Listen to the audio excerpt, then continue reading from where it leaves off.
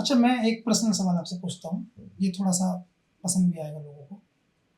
आप कहीं गए, आपने बहुत सारा नॉलेज उड़ेल दिया। एक बहुत मशहूर है, मैं अक्सर कहता हूँ, लॉर्ड बेली के गेम ऑफ थ्रोन्स पे, नॉलेज इज पावर। आपने बहुत सारी नॉलेज उड़ेल दी, लोगों ने आपको सुना, आपका नाम सुहेल वहीद है, बहुत बढ़िया से आपको सुना और सुनने के बाद कहा बहुत कुछ जानते हैं आप, बड़े विद्वान व्यक्ति हैं आप। और जैसे ही उन्हें पता चला उस मुआशरे में कि आप तो अंसारी हैं, मीन्स आप तो जुलाहे हैं, आप ही के शब्दों में मेरे के लिए, तो क्या परसेप्शन चेंज होता है? हुआ कभी? बिल्कुल होता है। क्या कहानी है? बिल्कुल होता है। अख्तरुल ईमान उर्दू का बहुत बड़ा शायर, ठीक है, बॉलीवुड में भी रहे होगा। हमने खुद सुना है, अरे हमारी जुलाहा निकला, ये जुलाहा था। रिफत सरोश ने उनके लिए 2.5 सफ़े में लिखा कि कैसे उनकी मुलाकात हुई, बड़ी इज्जत से लिखा है, ऐसा नहीं है, लेकिन ये अच्छा, ये एकदम बदलता है। नहीं, आप राइटर फिलोसोफर हैं। हाँ, वही तो, और आप हमारी तो कोई हैसियत 40 साल से आप जर्नलिज्म में हैं, हमारी तो कोई हैसियत नहीं है। बताइए आपके साथ आपका पर्सनल अनुभव क्या है? लोगों के रवैये बदले, हम बार बार कह रहे हैं। अभी हमने मासूम मुरादाबादी की मिसाल दे रहे हैं, 35 साल 40 साल पुराना दोस्त हमारा जो हमारे लिए लिख रहा है, और हम कह रहे हैं मत लिखो यार, मेरी कोई हैसियत नहीं है, मैं बड़ा आदमी नहीं हूँ। खाका उस पर लिखा जाता है जो कोई शख्सियत होता है, मैं तो कुछ भी नहीं हूँ। और लिखा तो क्या लिखा, वही लिखा। अच्छा, ये आपने ये नहीं लिखा, हमारी सलाहियत नहीं लिखी, हमने क्या क्या किया जिंदगी में, ये नहीं लिखा, लेकिन आपकी आइडेंटिटी वो एक ही चीज बन के रह जाती बना दिया। अच्छा, उस किताब में बाकी सबके जितने भी खाके हैं, हमने सबके पढ़े, किसी में किसी की जात के बारे में नहीं लिखा, सिर्फ मेरी जात के बारे में लिखा है। उस आदमी ने, मेरा दोस्त है, मेरे एक प्रोफेसर दोस्त हैं, बात में अब जुलाहे मजाक करते हैं यार, ठीक है, अच्छा है, लेकिन यही क्यों करते हैं यार आप? इसको मजाक में करके जो नॉर्मलाइज हम लोगों ने कर दिया है, वो नहीं नॉर्मलाइज तो है। हमने कहा ना, इतनी सारी कहानियां नॉर्मलाइज, हमने कहा ना, इसको गाली जो बनाया, ये नहीं होना चाहिए। हमको आप जो है बताते हैं, ये जो आप बोल रही है नॉर्मलाइजेशन नहीं है, ये उस डिस्कोर्स पे बात करने का तरीका है। ये बहुत अच्छे से ये कह रही है इस बात, ना हम कह पा रहे हैं ना आप कह पा रहे हैं, ये बिल्कुल सही, हम भी यही कहना चाह रहे थे, नहीं कह पा रहे थे, तो आपने उसको बना दिया। भाई आप तमाम चीज़ों पे बात करिए। अच्छा, ये बताइए, जैसे अंसारी कम्युनिटी है, पहले तो दिल्ली के हलकों में एक बात बहुत मशहूर है, जब हामिद अंसारी साहब को डिप्टी प्रेसिडेंट ऑफ इंडिया बने, वाइस प्रेसिडेंट बने, तो उस समय सोनिया गांधी जी ने किसी से कहा कि इस बार तो हमने जो है वो किसी अंसारी से कहा कि इस बार तो हमने तुम्हारे बीच से जो है, तो तुम खुश हो कि हमने तुम्हारे बीच से हमने वीपी बना दिया है। तो उस पर जिनसे कहा, उन्होंने कहा कि मैडम ये वो अंसारी नहीं है। यही बात हमने कहा ना, कश्मीर के शिया अंसारी लिखते हैं, फैजाबाद के शिया अंसारी लिखते हैं, मुबारकपुर के शिया अंसारी लिखते हैं, और भी तमाम जगह के लिखते हैं। ये मदीने वाले शिया हैं कहते हैं, वही तो शुरू में भी हमने बताया था कि यहाँ के वीवर सेक्शन को जब वो, अब एक समस्या है साहब, जब जाति की बात करी ली तो अब एक समस्या है। समस्या यह है कि मुसलमानों में 44 जातियां हैं, जैसे हिंदू ओरिजिन में है। 4 जातियां, उनमें सिख, सिख, मुगल, पठान, जिन्हें टॉप ग्रेड कहते हैं। शेष में दूसरी जातियां हैं, जिनको हम बिहार में हम देखें तो दलित है, महादलित हैं, उस तरह से कंपेरिजन होता है। अब अंसारी जो है वो इन 55 मुसलमानों में टॉप जाति है। देखिए ऐसा नहीं है, अभी मैं बताता हूँ आपको प्रैक्टिकली। टॉप जाति इसलिए है क्योंकि वो आर्थिक रूप से टॉप है, इनमें सामाजिक तौर पर टॉप है, उनके अफसर ज़्यादा चुने गए हैं, उन्हें पढ़ाई लिखाई का रेशो अधिक है। तो जो दूसरी जातियाँ हैं, जैसे अब्बासी है, राइनी है, या अगर हम दिल्ली में रहते हैं तो मैं आपको बताता हूँ यहाँ टॉप जाति सैफी है पसमानदा मुसलमानों में। तो वो अलग अलग तरह से। तो मेरा सवाल ये है, जैसे बिहार और उत्तर प्रदेश के पूर्वांचल, मैं फैक्ट पर बोल रहा हूँ, फैक्ट्स अलग नहीं है। तो मेरा सवाल ये है कि आप लोगों को तो इस बात से आहत हैं कि सो कॉल्ड ऊंची जातियां आपके साथ में इस तरह की भाषा का प्रयोग करती है, लेकिन आपका खुद का इन दूसरी जातियों के प्रति किस तरह का व्यवहार है? हाँ, उतना अच्छा नहीं जितना होना चाहिए, ये बात बिल्कुल सही है। लेकिन रिप्रेजेंटेशन की बात, नुमाइंदगी की बात जहाँ तक है, अंसारियों की नुमाइंदगी नहीं है। 17वीं लोकसभा तक जो 400 मुसलमान एमपी थे, उसमें 60 एमपीज जो थे वो पसमानदा जात के थे, जिसमें सिर्फ 16 अंसारी हैं, सिर्फ 16। 17वीं लोकसभा, 17वीं 15वीं कहीं लिखा हुआ है। सैफी कितना है उसमें? 60 में 16 निकाल दीजिए, बाकी सब सैफी, राइनी, सलमानी, अब्बासी, ये सब लोग। तो ऐसा नहीं है।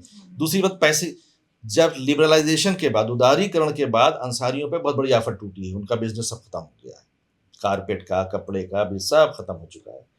जिस शहर में 5 बड़े उद्योगपति या कारोबारी थे, आधा रह गया है। आप चलिए हम आपको मिलवाएं, आजमगढ़ से लेकर सीतापुर तक कालीन का कारोबार चौपट हो चुका है। वो मार्केट ओपन हुआ ना उदारीकरण के बाद, 90 के बाद, पैसा नहीं रह गया।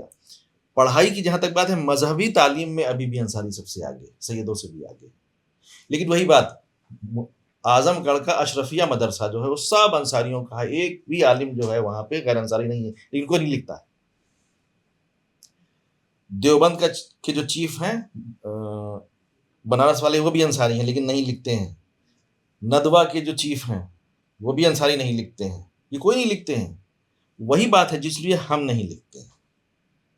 मामला है, एक्सेप्टेंस का मामला है। हम कह रहे हैं कि जो दूसरी जातियां हैं, तो अब हम वहीं आ रहे थे। तो अब हमने महसूस किया है, जैसे कि हमारे तमाम से दोस्त ऐसे हैं और हमने बनाए, फिर हमने खास तौर पे हम अपनी बात कर रहे हैं, जो दूसरे समाज के थे, मुसलमानों में गैर अंसारी थे। हमारे हिंदू दोस्त भी सबसे ज्यादा हैं चूंकि, और उसमें भी दलित बहुत से हैं। तो हमने मुसलमानों में बनाए ऐसे दोस्त, हमने उनके बीच में उठना बैठना शुरू किया, हमने किया, और ये काम अब हो रहा है, पहले नहीं था। ये बात सही। ये बात ये कर रहे थे कि अंसारी बढ़ी जाती है या फिर सैफी बढ़ी जाती है, तो ये कहीं ना कहीं क्लास के बेसिस पे ही है ना, कि हाँ, आप इकोनॉमिकली आप ज्यादा आगे हैं, आप अमीर हैं, इसलिए अमीर, आपको हाँ, क्लास के बेस पर, क्लास के बेसिस पे ही है ना। उसमें तो वो है, चीजें हैं। देखिए क्या होता है, जैसे जैसे हमने कहा ना, रिफाइन करता है फिर आदमी अपने आप को, ये प्रगतिशीलता के आधार पर। प्रगतिशीलता भी एक पहलू है उसका, तो धीरे धीरे चीजें चेंज होती है, लेकिन एक नया क्लास भी नीचे पैदा होता रहता है। भारत का, खासतौर से उत्तर भारत का जो समाज, हम नोटिफाई कैसे करेंगे कि कोई समाज कितना प्रगतिशील है? उसमें एजुकेशन से, उसके तमाम से पैरामीटर्स हैं, उसके बहुत सारे पैरामीटर्स हैं। तो अगर उस दृष्टिकोण से हम देखें तो हमें लगता है हम देखिए, मुसलमानों में ओबीसी कास्ट में सबसे ज्यादा पैसा कुरैशियों के पास, उदारीकरण के बाद और बढ़ा है, एक्सपोर्ट बढ़ा है पिछले 20 सालों में। हाँ, वही उदारीकरण 90 के बाद से, हाँ, लिबरलाइजेशन जब हुआ उसके बाद जब से गोश्त के कारोबार का विदेश से सहयोग मिला, लेकिन पॉलिटिकल रिप्रेजेंटेशन नहीं है अभी भी, और ना वो डिमांड करते हैं। सबसे ज्यादा डॉक्टर सलमानी हैं, आप देखिएगा डेटा, सबसे ज्यादा डॉक्टर्स वहां पाए जाते हैं उनकी कम्युनिटी में। धोबियों में अभी हमने देखा 4 घर धोबी हैं, उसमें से वो 2 लड़के इंजीनियर बन गए, 1 लड़का क्लर्क बन गया। 4 घर में से, हर 4 घर में से 1 लड़का कुछ ना कुछ बन गया। क्यों? क्योंकि पड़ोस का हिंदू धोबी जो था वो आगे बढ़ रहा था, उसको रिजर्वेशन वो वाला नहीं मिला, लेकिन इंस्पायरेशन तो मिला पड़ोस से, वो बढ़ रहा है, हो रहा है ये काम। नहीं, एक्चुअली उसके पीछे कारण जो है वो ये नहीं है, तो उसके पीछे कारण ये है कि एक बहुत मशहूर सूक्ति है कि प्रतिभा अभाव में पैदा होती है। नहीं, वो भी ठीक है, प्रतिभा अभाव में पैदा होती है, ये वो ठीक है, प्रतिभा तो जहाँ जितनी तकलीफ होगी ऐसा नहीं है कि पठानों में या सैयदों में या इनमें अभाव नहीं है। हाँ, ये इन लोगों की हालत अभी जितनी खराब है, वो इन लोग सैफियों, अंसारियों, अगर हम इन लोग कंपैरिजन में देखें तो पठान, सैयद, जितनी इन लोगों की हालत खराब है, इन लोगों से ज्यादा खराब है। और एजुकेशन के मामले में तो बहुत एजुकेशन बिल्कुल नहीं ले रहे हैं ये लोग। नहीं, अभी पसमानदा रिफॉर्म पर बात करने वाले लोगों में मैंने अभी देखा है, अभी हाल फिलहाल में एक नई चर्चा भी आ गई है जो सदफ ने कहा है। उसमें ये कहा है कि ये जो प्रगतिशीलता है या जो अपलिफ्टमेंट है, ये गरीब ऊंची जात के मुसलमानों का भी होना चाहिए। ईडब्ल्यूएस कोटा किया तो गया है, उसमें वो है, जो हुआ है उसमें है। उनके वो चीज अभी भी है कि हम ये हैं। जैसे आप गौर करिएगा कि एक महफिल है, उसमें तो उसको नाम नहीं लेंगे, मतीन नहीं कहेंगे, मैं खान साहब इधर आओ, तो खान साहब लगा है उसमें।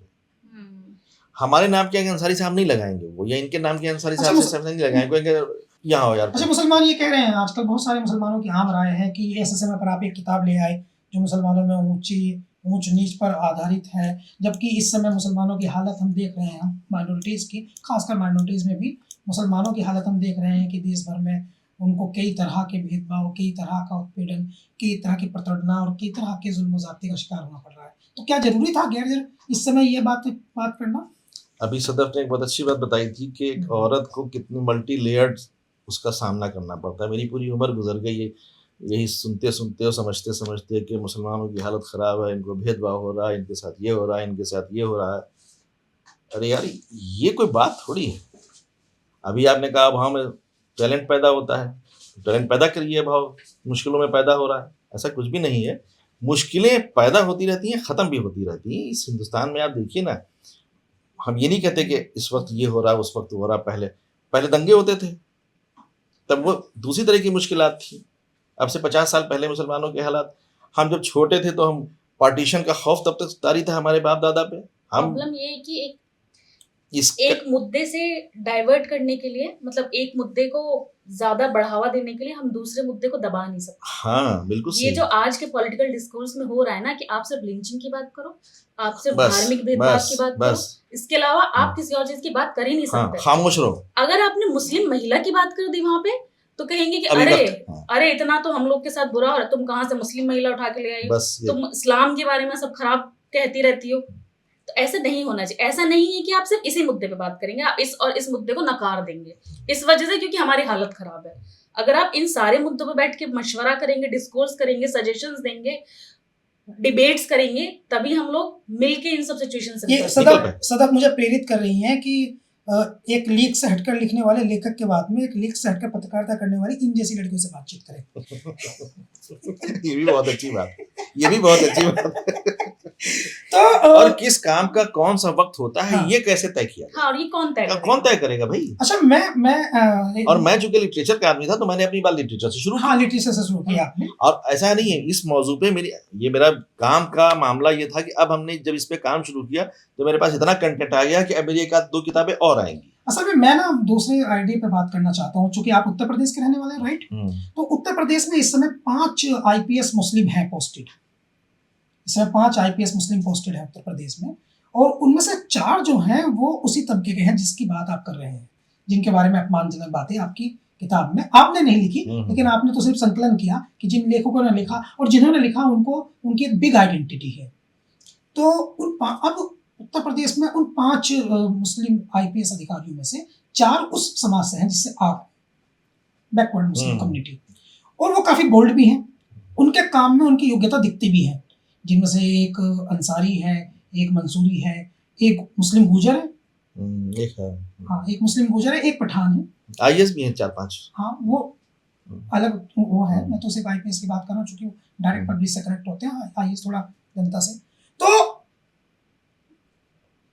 इसके साथ साथ हम ये भी देख रहे हैं, मीडिया की हम बात करें, जिस दिल्ली में आप बैठे हैं, इसी दिल्ली में जो बड़ा बिग पॉइंट है ये सदफ, जो ऐसे जर्नलिस्ट हैं जिनकी उम्र 30 साल से कम है, मुस्लिम जर्नलिस्ट जिनकी उम्र 30 साल से कम है, उनमें से 80 से 85% जो है वो पसमानदा कम्युनिटी के हैं। हाँ, अब आ रहा है।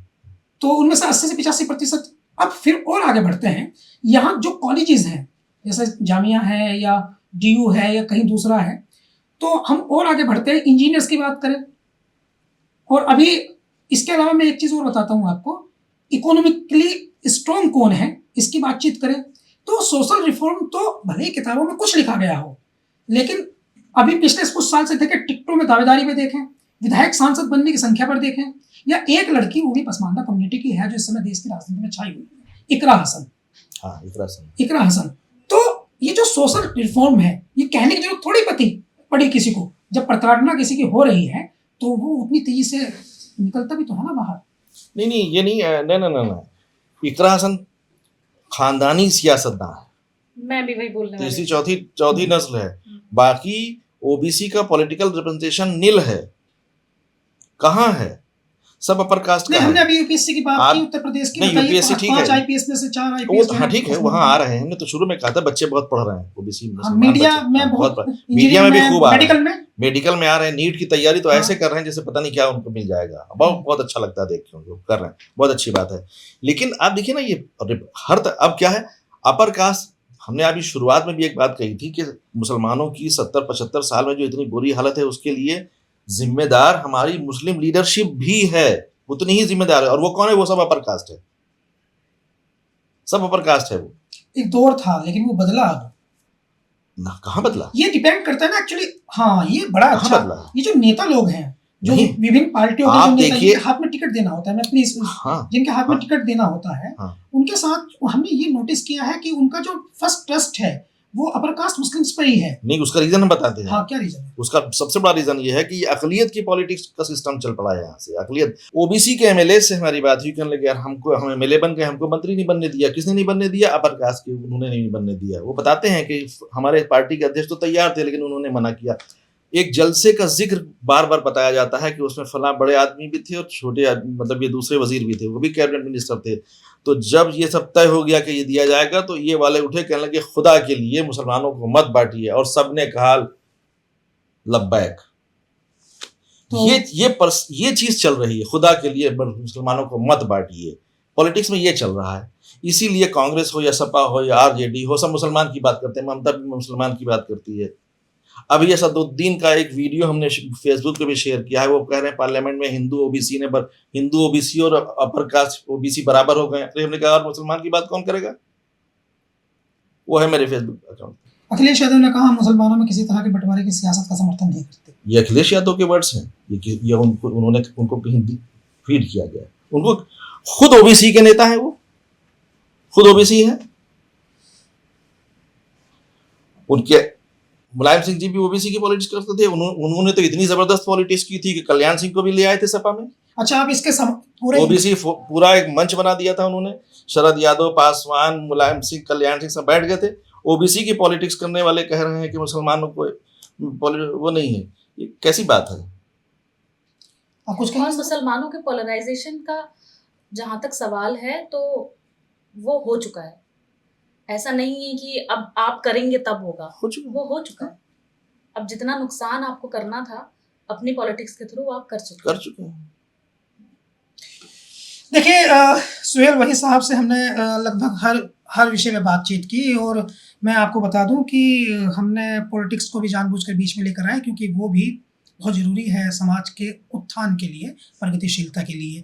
हमने सामाजिक सांस्कृतिक विरासत पर भी बातचीत की। हमने बातचीत करने की कोशिश की कि नौजवान आजकल के कैसा सोच रहे हैं और रिप्रेजेंटेशन दूसरी चीज़ों में कितना बढ़ रहा है। साथ ही हमने ये भी जानने की कोशिश की कि जिन राइटर्स ने ये सब लिखा है और जिसका संकलन उन्होंने किया है, वो उनके अनुभवों के हिसाब से उन्होंने जो जीवन भर फेस किया है वो अभी आपके सामने आए। हालांकि ये बातचीत इससे भी बड़ी हो सकती थी और देर तक चल सकती थी, लेकिन समय की किल्लत को देखते हुए हम इसे फिलहाल यहीं रोक रहे हैं। और भविष्य में जैसे ये दूसरी किताब लेकर के आएंगे, इन्हें अभी बता रहे हैं कि इससे बड़ी एक किताब लिख रहे हैं, तो अगली चर्चा उस पर करेंगे। बहुत धन्यवाद आपका। मेरे साथ थी सदफ, जिनका बहुत बहुत धन्यवाद, और सुहेल भाई साहब आपका तो थोड़ा अधिक धन्यवाद। नमस्कार।